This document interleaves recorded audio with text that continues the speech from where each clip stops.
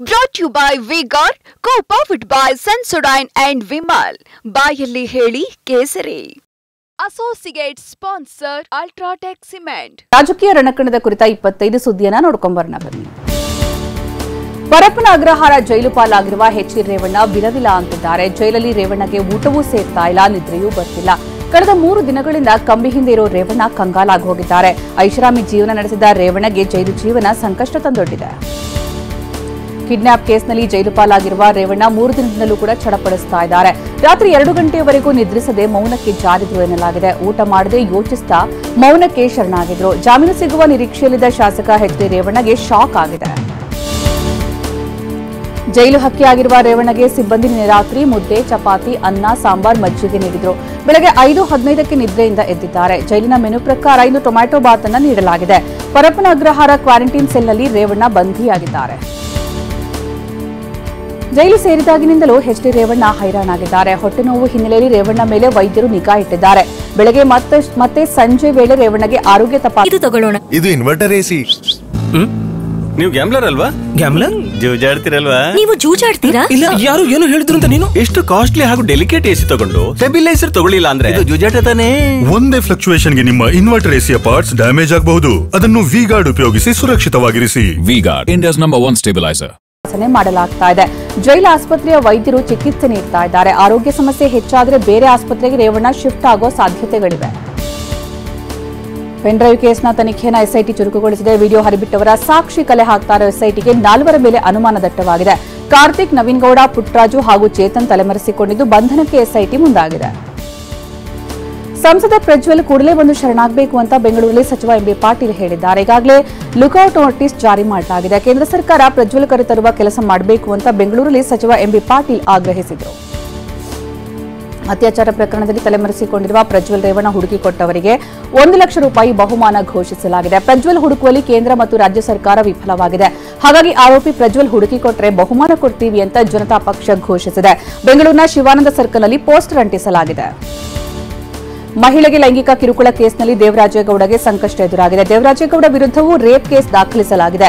ನಿನ್ನೆ ಸಂತ್ರಸ್ತೆಯ ಮರು ಹೇಳಿಕೆ ಆಧರಿಸಿ ಐಪಿಸಿ ಸೆಕ್ಷನ್ 376 ಅಡಿಯಲ್ಲಿ ಅತ್ಯಾಚಾರ ಕೇಸ್ ಪ್ರಕರಣ ಹಾಕಲಾಗಿದೆ. ದೇವರಾಜೇಗೌಡರನ್ನ ವಶಕ್ಕೆ ಪಡೆದಿರುವ ಪೊಲೀಸರು ವಿಚಾರಣೆ ನಡೆಸಲಿದ್ದಾರೆ. ಬಿಜೆಪಿ ಮುಖಂಡ ದೇವರಾಜೇಗೌಡ ವಿರುದ್ಧ ಅತ್ಯಾಚಾರ ಕೇಸ್ ದಾಖಲಾಗಿದೆ. ಮೊದಲು ಐಪಿಸಿ ಸೆಕ್ಷನ್ 354A, 354C, 448, 504, 506 ಅಡಿಯಲ್ಲಿ ದೇವರಾಜೇಗೌಡ ವಿರುದ್ಧ ಕೇಸ್ ದಾಖಲಾಗಿತ್ತು. ಸಂತ್ರಸ್ತೆ ಮರು ಹೇಳಿಕೆಯನ್ನು ಆಧರಿಸಿ ಐಪಿಸಿ ಸೆಕ್ಷನ್ 376 ಅಡಿಯಲ್ಲಿ ಅತ್ಯಾಚಾರ ಕೇಸ್ ಪ್ರಕರಣ ಹಾಕಲಾಗಿದೆ. ಬಿಜೆಪಿ ಮುಖಂಡ ದೇವರಾಜೇಗೌಡ ಪೊಲೀಸ್ ಖೆಡ್ಡಾಗೆ ತಾವಾಗೆ ಬಿದ್ದಿದ್ದಾರೆ. ಬಂಧನ ಭೀತಿಯಲ್ಲಿ ಎಸ್ಕೇಪ್ ಆಗುವ ವೇಳೆ ಹೇಳಿಕೆ ವಿಡಿಯೋ ಶೇರ್ ಮಾಡಲು ದೇವರಾಜೇಗೌಡ ಮುಂದಾಗಿದ್ರು. ರಾತ್ರಿ 8:05ಕ್ಕೆ ವಾಟ್ಸ್ಆಪ್ ಗ್ರೂಪ್ಗೆ ಹೇಳಿಕೆ ವಿಡಿಯೋ ಅಪ್ಲೋಡ್ ಮಾಡಿದರು. ಲೊಕೇಶನ್ ಆಧರಿಸಿದ ಹೊಳೆನರಸೀಪುರ ಠಾಣೆ ಪೊಲೀಸರು ಬಂಧಿಸಿದ್ದಾರೆ. ಚಿತ್ರದುರ್ಗದಲ್ಲಿದ್ದ ದೇವರಾಜೇಗೌಡ ಎಸ್ಕೇಪ್ ಆಗೋದಕ್ಕೆ ಪ್ಲಾನ್ ಮಾಡಿದ್ರು. ಹೊಳೆನರಸೀಪುರ ಠಾಣೆಯಲ್ಲಿ ಸಂತ್ರಸ್ತೆ ಮರು ಹೇಳಿಕೆ ದಾಖಲಿಸಿಕೊಂಡಿದ್ದ ಪೊಲೀಸರು ದೇವರಾಜೇಗೌಡರ ಬೆನ್ನು ಬಿದ್ದಿದ್ರು.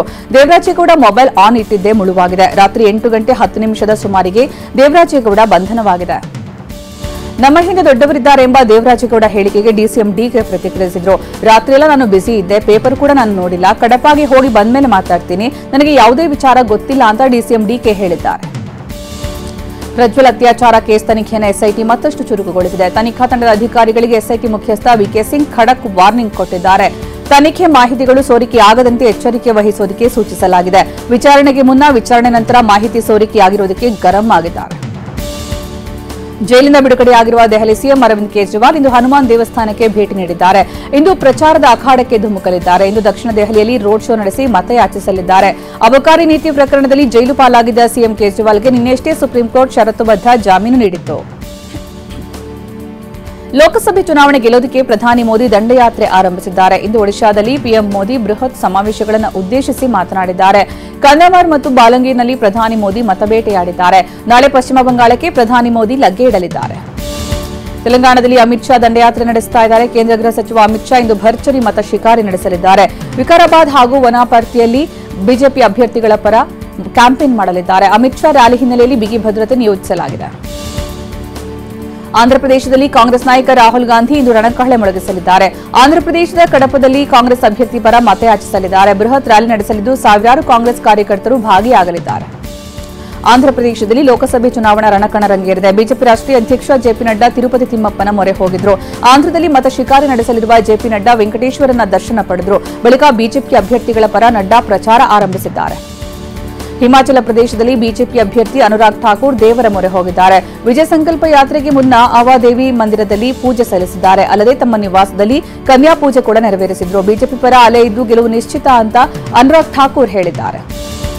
ಹರಿಯಾಣದಲ್ಲಿ ಕಾಂಗ್ರೆಸ್ ನಾಯಕ ಭೂಪಿಂದರ್ ಸಿಂಗ್ ಹೂಡಾ ಬೆಳಂಬೆಳಗ್ಗೆ ಪ್ರಚಾರ ನಡೆಸಿದ್ದಾರೆ. ಸಿಂಧ್ನ ಹರ್ಬಲ್ ಪಾರ್ಕ್ನಲ್ಲಿ ವಾಕಿಂಗ್ ಮಾಡ್ತಾ ಇದ್ದ ಜನರ ಬಳಿ ಮತಯಾಚಿಸಿದ್ರು.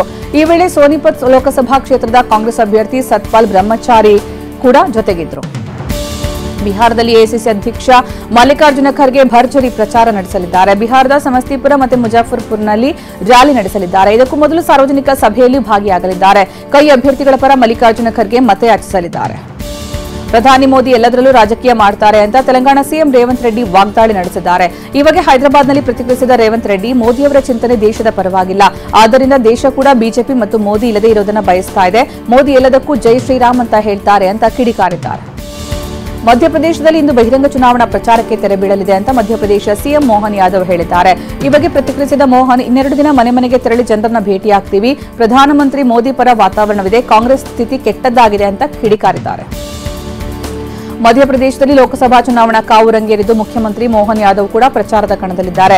ಇದೇ ವೇಳೆ ಉಜ್ಜಯಿನಿಯಲ್ಲಿ ಸಿಖ್ ಸಮುದಾಯದ ಅಭಿನಂದನ್ ಕಾರ್ಯಕ್ರಮದಲ್ಲಿಯೂ ಕೂಡ ಭಾಗಿಯಾಗಿದ್ದಾರೆ. ಇನ್ನು ಮೋಹನ್ ಯಾದವ್ಗೆ ಹೂವಿನ ಹಾರ ಹಾಕಿ ಸಿಖ್ ಸಮುದಾಯದ ಮುಖಂಡರು ಬರಮಾಡಿಕೊಂಡಿದ್ದಾರೆ.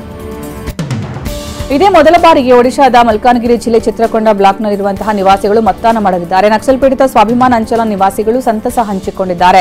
ಈ ಹಿಂದೆ ಈ ಪ್ರದೇಶ ಮಾವೋವಾದಿಗಳ ಭದ್ರಕೋಟೆಯಾಗಿತ್ತು. ಲೋಕಸಭೆ ಮತ್ತು ವಿಧಾನಸಭೆ ಚುನಾವಣೆಗೆ 9 ಗ್ರಾಮ ಪಂಚಾಯಿತಿ ವ್ಯಾಪ್ತಿಯಲ್ಲಿ 30 ಹೊಸ ಮತಗಟ್ಟೆ ಸ್ಥಾಪಿಸಲಾಗಿದೆ.